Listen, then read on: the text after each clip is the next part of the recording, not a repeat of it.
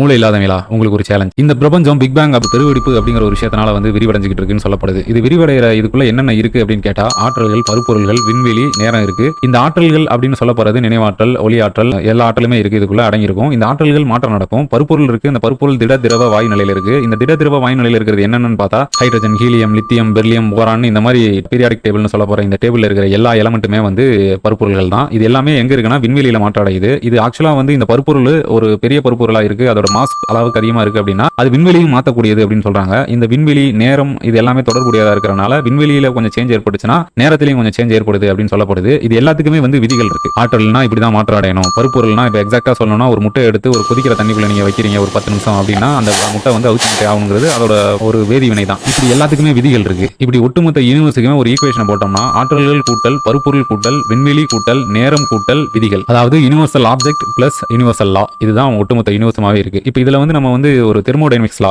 வெப்ப இயக்கவியலின் விதிகளை வந்து நம்ம வந்து அப்ளை பண்ண போறோம். ஒரு ஆற்றலை நம்மளால உருவாக்க அழிக்கவும் முடியாது. அதனால இந்த யூனிவர்ஸ்ல நம்ம என்ன பண்ணோம் அப்படின்னா +0 -0 அதே தான் பருப்பொருளுக்கும். ஒரு எலக்ட்ரானை கூட நம்மளால உருவாக்க அழிக்கவும் முடியாது. +0 -0 ஸ்பேஸ் நீங்க எடுத்துக்கிட்டீங்க அப்படின்னா ஒரு சென்டிமீட்டர் கூட நம்ம உருவாக்கல, ஒரு சென்டிமீட்டர் அழிக்கவும் முடியாது.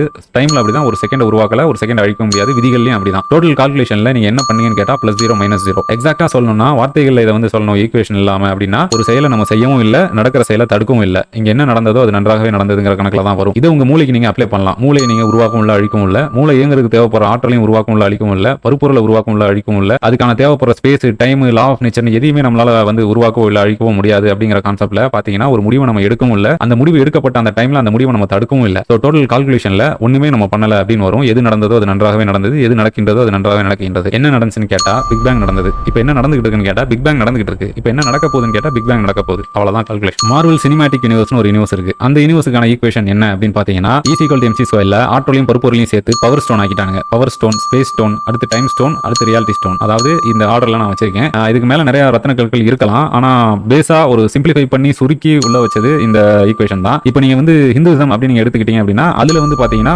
ஒட்டுமொத்த யூனிவர்சல் ஆப்ஜெக்ட் அத்தனையுமே வந்து விஷ்ணு தான். செய்யற ஒவ்வொரு அணுவும் விஷ்ணு தான். அது எல்லாத்துக்கான விதி எல்லாமே பிரம்மன் தான். கிறிஸ்துவத்துல எடுத்துக்கிட்டீங்க அப்படின்னா நான் வந்து அப்பத்திலையும் இருக்கேன், ஒயின்லயும் இருக்கேன், நான் எங்க இருந்து வரல, எங்கேயும் போல இங்கே தான் இருக்கேன், நானே சத்தியமா இருக்கிறேன். அவங்க சொல்ல அந்த லா ஆஃப் நேச்சர் சத்தியமா இருக்கு. இந்த யூனிவர்ஸ்ல நான் எங்க இருந்து வரல, என் பாடி என் மைண்ட் எங்க இருந்து வரல, எல்லாமே இந்த யூனிவர்ஸோட மையத்துல இருந்து எக்ஸ்பாண்ட் ஆனங்கிற மாதிரி தான் அதுலயும் சொல்லியிருப்பாங்க. இதெல்லாம் ஒரு டேபிளா போட்டுருக்கேன். முடிஞ்சா ஸ்கிரீன்ஷாட் எடுத்து வச்சுக்கோங்க. ஏன்னா இதுல தான் உங்களுக்கு சேலஞ்சே இருக்கு. என்ன சேலஞ்சுனா நீங்க பிறந்ததுல இருந்து என்னென்ன யூனிவர்ஸ்லாம் அப்சர்வ் பண்ணிருக்கீங்க, அந்த யூனிவர்ஸோட ஈக்குவேஷனை நீங்க கமெண்ட் செக்ஷன்ல தெரிவிக்கணும். ஒருவேளை உங்களால இந்த ஈக்குவேஷனை பண்ண முடியலன்னா மறக்காம நம்ம சேனலை ஃபாலோ பண்ணிருங்க. இதுதான் உங்களுக்கான சேலஞ்சு. முடிஞ்சா மூளை இல்லாத உங்க ஃப்ரெண்டுக்கு இந்த வீடியோவை ஷேர் பண்ணி விட்டுருங்க.